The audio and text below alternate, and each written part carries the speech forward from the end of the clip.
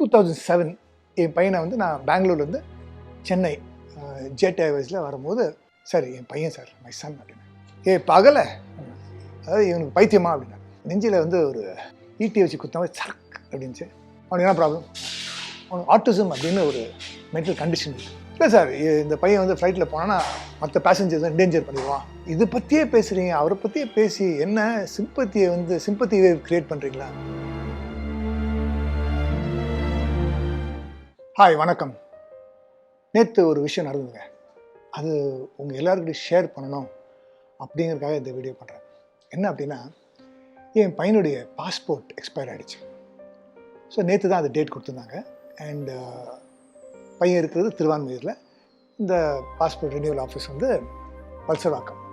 So 11:30 மணிக்கு appointment. இங்கேருந்து ஒரு 9 மணிக்கு கிளம்பி அங்கே போய் சேர்கிறதுக்கு 11:15 ஆகுது. ஸோ ஒரு 15 மினிட்ஸ் வெயிட் பண்ணணும். 15 மினிட்ஸ் வெயிட் பண்ணணும் அப்படிங்கிறது உங்கள் எல்லாருக்கும் அது ஒரு சாதாரண விஷயமா இருக்கலாம். ஆனால் எங்களை மாதிரி பெற்றோர்களுக்கு எங்கள் குழந்தைங்களை ஒரு 15 நிமிஷம் வெயிட் பண்ண வைக்கிறது அப்படிங்கிறது எவ்வளோ பெரிய வேலை அப்படிங்கிறது எங்களுக்கு தான் தெரியும்.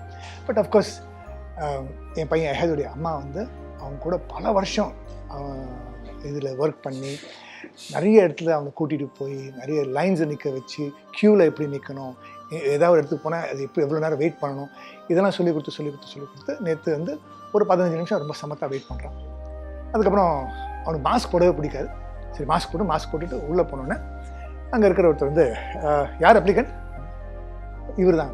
சரி நீங்கள் உள்ளே போங்க மேடம், நீங்கள் வெயிட் பண்ணுங்கள் அப்படிங்கிறாரு. கதையை நம்ம கட் பண்ணுறோம்.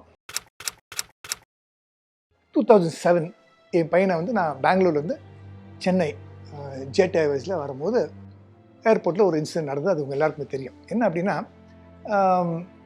அவன் இப்போது ஒரு 12 வயசு இருக்குது, 10-12 வயசுக்குள்ளே இருப்பான். ஸோ நல்லா வளர்ந்துட்டான். இனிமேல் நாம் கூட போக முடியாது, அவனுக்கு வந்து தனியாக போக கற்றுக் கொடுக்கணும்னு சொல்லி அந்த செக்கிங் பண்ணும்போது நான் அந்த லைனில் நின்று அவனை அனுப்பிச்சி விட்டேன். அவன் அந்த டேபிள் மாதிரி நின்னான். இன்னொன்று அந்த சிஎஸ்சி ஆஃபீஸர் வந்து கையை தூக்க. அவனுக்கு என் பையனுக்கு புரியல. அதுடா திரும்பி என்னை பார்த்தான். அது நான் வந்து அப்படின்னா, ஸோ அவன் கையை தூக்கி என்ன பார்த்து கையை தூக்குறான். ஸோ அவன் வந்து திரும்ப அவன் ஃபுல் அங்கே டான்ஸ் ஆடணும், திரும்ப கை இந்த ஆள் பார்த்துட்டு அப்படின்னு அந்த சிஎஸ்சி ஆஃபீஸ் கூப்பிட்டாரு. யார் இந்த பையன் உங்களுக்கு? சார் என் பையன் சார் மை சன் அப்படின்னு. பகலை அதாவது இவனுக்கு பைத்தியமா அப்படின்னா, அந்த வேர்ட் பைத்தியம்னு கேட்டோன்னே நெஞ்சில் வந்து ஒரு ஈட்டி வச்சு குத்தாம சரக் அப்படின்ச்சு. நான் சொன்னேன், சார் நீங்கள் படித்தது தானே, ஒரு ஆஃபீஸர் இப்படி ஒரு வார்த்தையை நீங்கள் சொல்லலாம் அப்படியா? அப்புறம் எப்படி கேட்கணும்னா, இல்லை உங்கள் பையனுக்கு என்ன ப்ராப்ளம்னு கேளுங்க, நான் சொல்கிறேன். சரி அவனுக்கு என்ன ப்ராப்ளம்? அவனுக்கு ஆட்டிசம் அப்படின்னு ஒரு மென்டல் கண்டிஷன் இருக்குது அப்படின்னா, சார் அது ஒரு பெரிய சப்ஜெக்ட் சார். உங்கள் வேலை என்ன? இவன் எதாவது மெட்டல் வச்சுருக்கானா, ஏதாவது பாம்பு வச்சுருக்கான் செக் பண்ணுறது. செக் பண்ணி எங்களை அனுப்பிச்சி விடுங்க, நான் போகிறேன் சார். அப்படியே நான் அலோவ் பண்ண மாட்டேன். நீங்கள் இந்த ஃப்ளைட்டில் போக முடியாது அப்படின்னு நிப்பாட்டுறேன் சார். உங்கள் ஆஃபீஸர்கிட்ட பேசுகிறேன் அப்படின்னு சொல்லி அவருடைய சுப்பீரியர் ஆஃபீஸர் போய் பேசினேன்னு அதுக்குள்ளே இந்த ஆள் வர வச்சு என்ன பிரச்சனை? இல்லை சார், இந்த பையன் வந்து ஃப்ளைட்டில் போனான்னா மற்ற பேசஞ்சர்ஸ் என்டேஞ்சர் பண்ணிடுவான், இவனை வந்து ஃப்ளை பண்ணக்கூடாது, ரூல் இருக்குது. இந்த ரூல் இருக்குன்னு சொன்னோன்னே பிடிச்சேன். ஏன்னா என் பையனுக்கு வந்து ஃபஸ்ட் டைம் நான் ஃப்ளைட்டில் அவனுக்கு ஆட்டிசம் இருக்குதுன்னு தெரிஞ்ச உடனே 3.5 வயசு இருக்கும். நாங்கள் வந்து ஜெர்மனி, ஃப்ரான்ஸ், துபாய் இப்படிலாம் அவனை கூட்டிகிட்டு சுற்றும் போது, சரி இதாக லெட்டர் கிட்ட கேட்பாங்களா அப்படின்னு அந்த ரூல்ஸ் இதாக இருக்கா அப்படின்னு நாங்கள் அப்போ விசாரித்தோம். வெளிநாட்டில் பெருசாக ஒன்றும் இல்லை. பட் நம்ம ஊரில் வந்து 1946 அதாவது நமக்கு வந்து சுதந்திர வாரத்துக்கு முன்னாடி வெள்ளைக்காரன் எழுதி வச்சுட்டு போனதை நம்ம இன்னமும் ஃபாலோ பண்ணியிருந்தாங்க.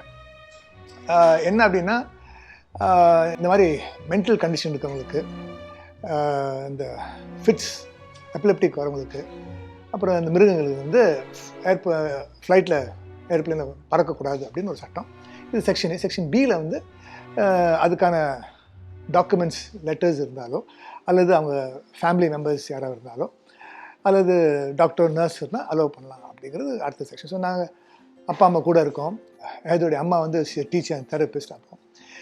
ஸோ நாங்களாம் இருக்கும்போது இந்த ரூல் எடுப்படாதுங்க. ஸோ நான் சொல்லி பெரிய இஷ்யூ ஆக்குனா அது கொண்டாந்து சிஎன்ஐபிஎனில் சேனலில் போட்டு அது பெருசாக்கி சிஎன்ஐபிஎனில் வந்து இந்தியன் ஆஃப் த இயர் 2008 வந்து ஒரு அவார்டு வச்சுருந்தாங்க. அந்த அவார்டில் வந்து 10 பேர் செலக்ட் பண்ணாங்க. அந்த 10 பேரில் 8வது இடத்துல நான் இருந்தேன்.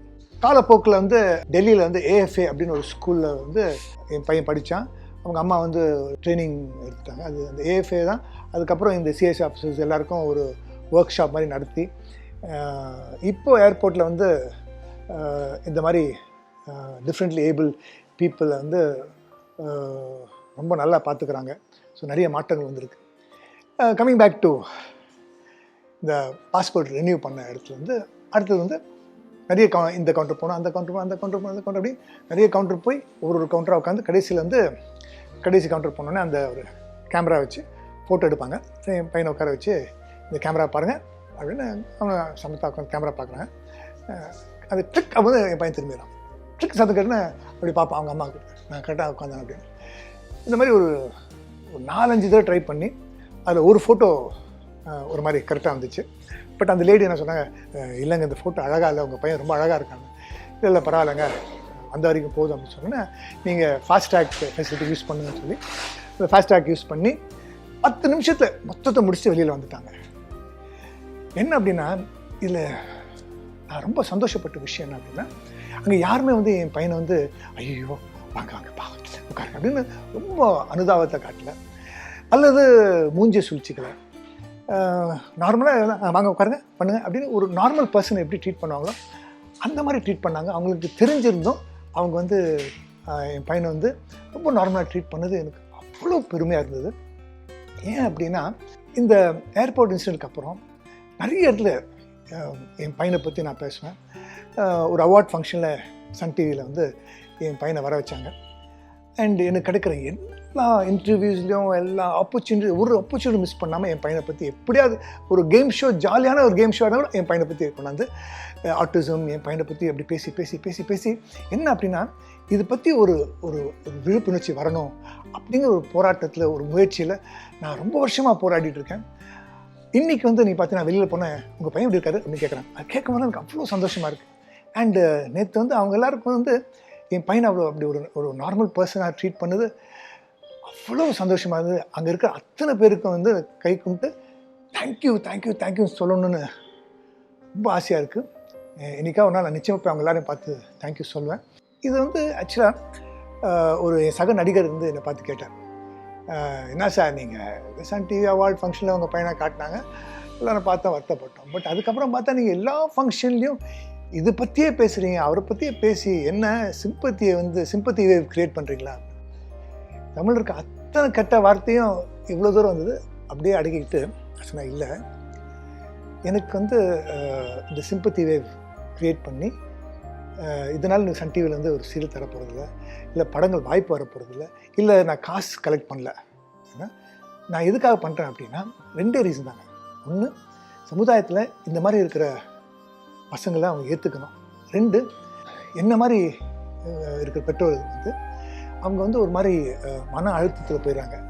வேண்டாங்க, என்னை பாருங்கள், நான் பாருங்கள் எவ்வளோ பந்தாவாக சந்தோஷமாக இருக்கேன், என் பையன் எனக்கு கிடைச்ச ஒரு வரமாக நினைக்கிறேன், ஒரு கிஃப்டாக நினைக்கிறேன், என் குழந்தை கடைசி வரைக்கும் என் குழந்தையாக இருக்கும், நீங்களும் அப்படி இருங்க அப்படிங்கிற மெசேஜ் போய் சேரணுங்கிறதுக்காக தான் என்னுடைய இந்த முயற்சி அப்படின்னு சொன்னேன். மறுபடியும் சொல்கிறேன், நான் என் குழந்தையோட சந்தோஷமாக இருக்க முடிஞ்சால் நீங்களும் உங்கள் குழந்தையோட சந்தோஷமாக இருக்க முடியும் அப்படிங்கிறதாங்க. இந்த இன்டர்வியூ பார்த்ததுக்கு ரொம்ப நன்றி. அடுத்த என்னுடைய YouTube blog whatever you call it ஃபன்னாக பண்ணுறேன். இன்றைக்கி இது போதும்.